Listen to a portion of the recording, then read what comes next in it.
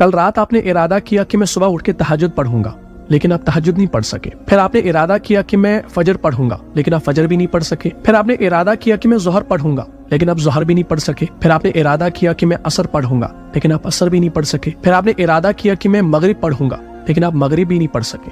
پھر آپ نے ارادہ کیا کہ اب میں عشاء پڑھوں گا، تب تک سوؤں گا نہیں، لیکن آپ عشاء بھی نہیں پڑھ سکے۔ تو مجھے بتاؤ، کیا یہ آپ اپنے اوپر ظلم نہیں کر رہے؟ آپ کے نفس نے آپ کو اندھا کیا ہے، آپ اپنے نفس کے غلام بن چکے ہیں۔ کیا آپ نے کبھی اللہ سے رو رو کر، اللہ سے گڑ گڑا کر مانگا کہ اے اللہ مجھے شیطان کے شر سے بچا، مجھے نفس کے شر سے بچا، مجھے شیطان کے حوالے نہ کر، مجھے نفس کے حوالے نہ کر؟ کیا آپ نے کبھی مانگا؟ نہیں، کبھی نہیں مانگا۔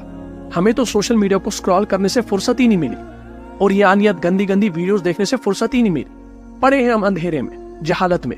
لیکن آپ سوچئے، اگر اسی حال میں موت کا فرشتہ دروازے پر دستک دے تو کیا حال ہوگا؟ کیا جواب دیں گے اللہ کو؟